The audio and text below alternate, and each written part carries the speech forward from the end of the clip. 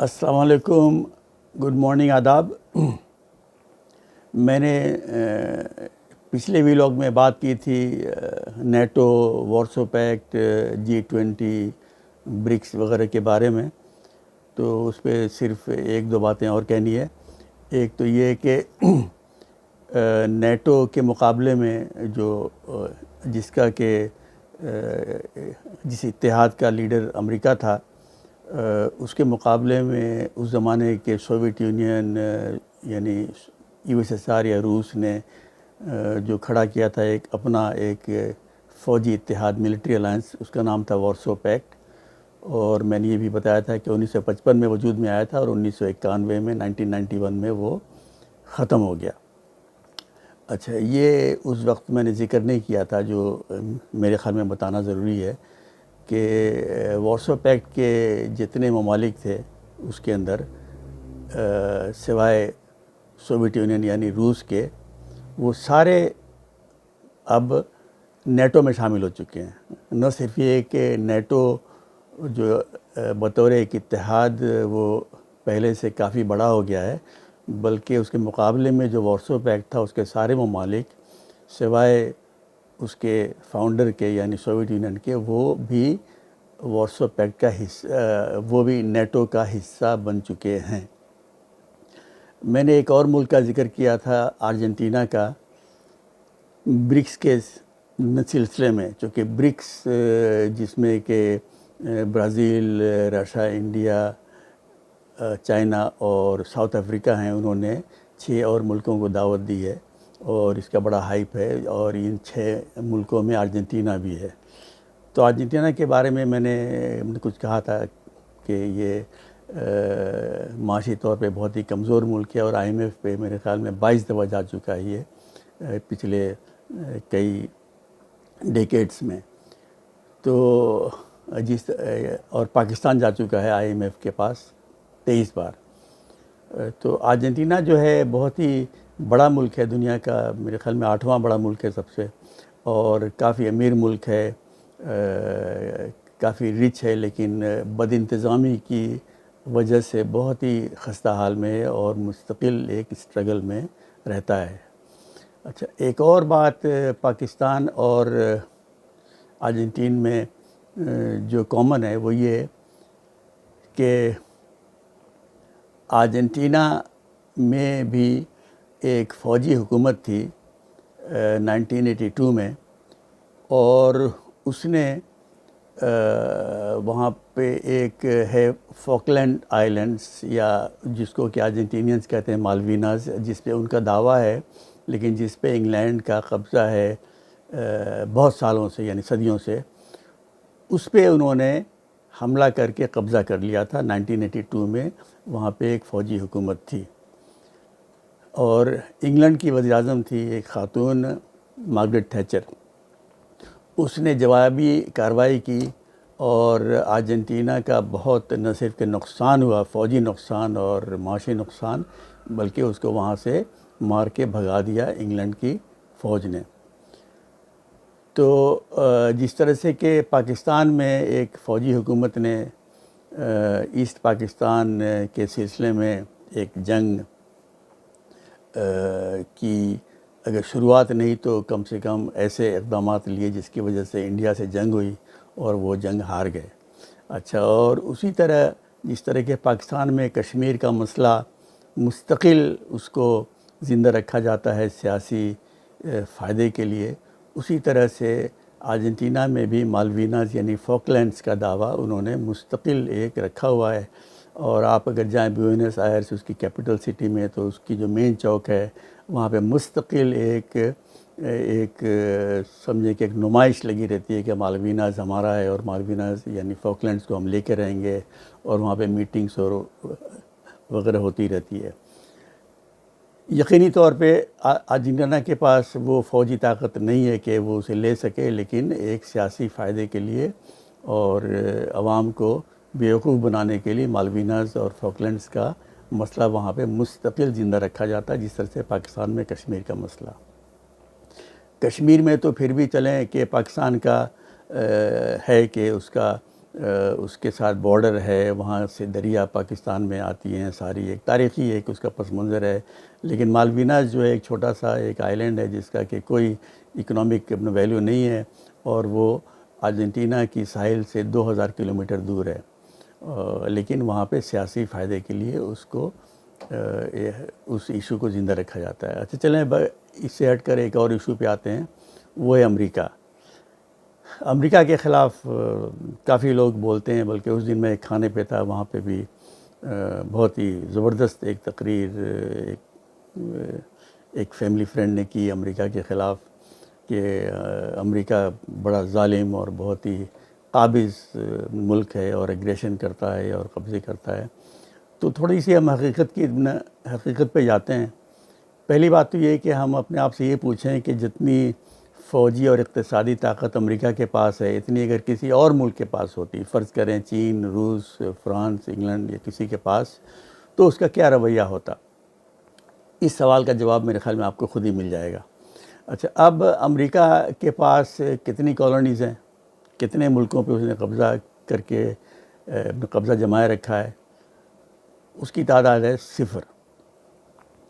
اپنی تاریخ میں امریکہ نے صرف قبضہ رکھا تھا فلیپینز پہ 1898 سے لے کے 1946 تک، اور وہ فلیپینز کو بھی امریکہ آزادی دے کر پھر چلا گیا وہاں سے، اور امریکہ کے ساتھ فلیپینز کی بڑی دوستی ہے. رہی ویتنام کی بات، تو اس کی بڑی ساری وجوہات تھیں، لیکن آپ نے ابھی خبروں میں پڑھا ہوگا کہ امریکہ کے صدر اپنے ویتنام گئے، اور ویتنام جو ہے ساری تاریخی پس منظر کو بھول کر امریکہ کے ساتھ انتہائی قریبی اور دوستانہ تعلقات رکھ رہا ہے، جس طرح کہ جاپان، جس ملک کے اوپر امریکہ نے ایٹم بم بھی گرایا تھا. اور ایک اور جگہ ہے پورتو ریکو، وہ بھی اسپین سے امریکہ کو ایک جنگ کے نتیجے میں ملی تھی فلیپینز کی طرح. وہ امریکہ کے ساحل سے کافی قریب ہے. وہاں پہ اکثریت جو ہے وہ امریکہ کے ساتھ امریکہ میں شامل ہونا چاہتی ہے ایز اے اسٹیٹ. اور پچھلا میرے خیال میں ریفرنڈم ہوا تھا، اس میں 2020 میں، جس میں 52% لوگوں نے امریکہ کے اسٹیٹ بننے کے حق میں ووٹ دیا تھا. وہاں کے لوگوں کو یہ حق ہے، بلکہ وہ امریکی سٹیزن سمجھے جاتے ہیں، لیکن وہ امریکہ کا اسٹیٹ نہیں، وہ امریکہ کے الیکشنز میں ووٹ بھی نہیں دے سکتے. تو کافی ساری اس کی وجوہات ہیں جس کی وجہ سے امریکہ اسے اپنا اسٹیٹ ابھی تک نہیں بنا ہے. گویا کہ وہاں کے اکثریت لوگوں کی یہ خواہش ہے کہ پورتو ریکو کے امریکہ کا ایک اسٹیٹ کے طور پہ تسلیم کیا جائے. اسی طرح آپ دیکھیں کہ کویت میں امریکہ گیا، جنگ لڑی، اس کو دوبارہ اس کو عراقی فوج سے آزادی دلوائی، اور پھر وہاں سے واپس آ گیا. اسی طرح عراق میں کافی نقصان کے بعد واپس آیا، لیکن یہ میرے خیال میں کسی کے ذہن میں بھی یہ شک نہیں ہے کہ امریکہ وہاں پہ عراق پہ قبضہ کرنے گیا تھا یا قبضہ رکھنے گیا تھا. افغانستان میں بھی امریکی مدد سے ہی روسی فوجوں سے آزادی ملی افغانستان کو. پھر یہ القاعدہ وغیرہ کا مسئلہ آیا تو امریکہ وہاں پہ گیا، جنگ لڑی، غلط یا صحیح اس پہ ابھی اس کی وجوہات کیا تھیں اس پہ ابھی ہم نہیں بحث کریں گے. لیکن یہ ہے کہ وہاں سے بھی امریکہ چھوڑ کے چلا گیا. امریکہ کسی ملک پہ بھی اپنا قبضہ رکھتا نہیں ہے. غلط یا صحیح کچھ وجوہات ہوتی ہیں جس کی وجہ سے وہ جاتا ہے وہاں پہ، اپنی پسند کی حکومت بھی بناتا ہے، لیکن پھر بالآخر وہ واپس آ جاتا ہے. اس لیے نہیں کہ اسے جوتے پڑتے ہیں، بلکہ امریکہ میں یہ مینٹلٹی ہے ہی نہیں ہے کہ کسی اور ملک کو اپنی کالونی بنا کے یا اس کے علاقے پہ قبضہ رکھا جائے. اس کے کنٹراسٹ میں آپ دیکھیں کہ روس نے ابھی بھی قبضہ رکھا ہوا ہے جارجیا کے تقریباً 15-20% حصے پہ. فن لینڈ کے ایک علاقے پہ قبضہ کر کے وہ اب اس کا حصہ بن چکا ہے 1940 میں. اس کے علاوہ ابھی جو مولڈووا ایک ہے، وہاں پہ 1/3 پہ تقریباً یہ روسی فوجوں کا قبضہ ہے.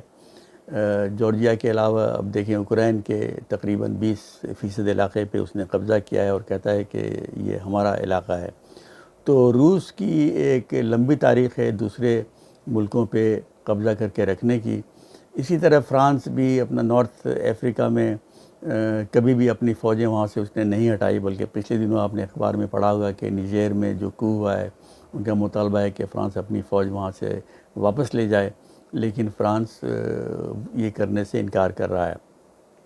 تو بنسبت روس کے اور کسی حد تک فرانس کے یا اور دیگر ممالک کے، امریکہ کہیں پہ بھی اپنا قبضہ اپنا رکھتا نہیں ہے۔ امریکہ کے پاس جو اقتصادی اور فوجی طاقت ہے اس کا فائدہ اٹھاتے ہوئے وہ کوشش کرتا ہے کہ اپنی پسند کی حکومت لائے دوسرے ملکوں میں، لیکن وہ وہاں پہ کوئی اپنا پرماننٹ کوئی ڈومینیشن کی کوشش نہیں کرتا۔ اور آپ اگر دیکھیں تو یہ تاریخ آپ کو بتائے گی کہ ایسا ہی ہے۔ اور دوسرا ایک آخری بات آپ کو بتاتا چلوں کہ جب یہ ڈی وی ویزا یعنی لاٹری والا ویزا جب امریکہ نے انٹروڈیوس کیا تھا 1990 میں، تو میں ان دنوں میں پاکستان میں ہی تھا، تو پاکستان میں لوگوں نے کہا کہ نہیں اس میں اپلائی مت کرو، یہ ایک فراڈ ہے، اور امریکہ جو ہے اس کے ذریعے سے وہ ایک لسٹ بنا لے گا کہ کون لوگ امریکہ آنا چاہتے ہیں، پھر وہ ہمیشہ کے لیے بلیک لسٹڈ ہو جائیں گے، ویزا تو کسی کو ملنے ہی نہیں ہے، لیکن یہ کہ جو اپلائی بھی کریں گے انہیں ویزا نہیں ملے گا کبھی امریکہ کا۔ بہرحال اس کے باوجود کچھ لوگوں نے ہمت کی، وہ جو کہتے ہیں امریکن ڈریم، چاہے گالیاں دیں چاہے کچھ بھی کہیں، لیکن امریکہ جانے کی خواہش سبھی کو ہوتی ہے، تو لوگوں نے اپلائی کیا اور پھر انہیں ویزا آنے لگے۔ اور میرے خیال میں اکثر پاکستانی ایسے لوگوں کو جانتے ہوں گے جن کے کوئی جاننے والا یا رشتہ دار وہ ڈی وی لاٹری ویزا میں اپلائی کیا، کامیاب ہوئے، گئے، آباد ہوئے، پھر اپنے والدین کو یا اپنے بھائی بہن کو بھی وہاں پہ بلایا۔ تو امریکہ نے جو کہا تھا اس ویزے کے بارے میں وہی حقیقت تھی، اس میں کوئی جھوٹ فریب کوئی فراڈ نہیں تھا۔ جو کامیاب ہوئے انہیں ویزا دیا، جو ناکام ہوئے ان کی اپلیکیشن کو انہوں نے ڈسٹروائے کر دیا۔ اور اس کے نتیجے میں آپ اگر جائیں نیو یارک میں بھی تو آپ سڑکوں پہ آپ کو سینکڑوں ایسے بنگلہ دیشی اور پاکستانی وغیرہ ملیں گے جو ڈی وی ویزے کے ذریعے سے آئے۔ بلکہ میں تقریباً 8-10 سال پہلے جب نیو یارک میں تھا تو وہاں پہ نیو یارک کے مینہٹن میں جو چھوٹے چھوٹے جو کیوسکس لگے ہوئے ہیں جو چھوٹی موٹی چیزیں بیچتے ہیں، اس میں کافی بنگالی دیکھے میں نے۔ تو ان سے پوچھا میں نے کہ بھائی اتنے بنگلہ دیشی آپ لوگ کہاں سے آ گئے؟ انہوں نے کہا کہ جی 1990 کے بعد سے جو یہ لاٹری ویزے کے ذریعے سے جو بنگلہ دیشی آئے تھے، انہوں نے آنے کے بعد اپنے والدین کو اسپانسر کیا، پھر انہوں نے اپنے اور بچوں کو، تو اس طرح سے جو 1 سے 5، 5 سے 10 اور 10 سے 50 ہو گئے ہم۔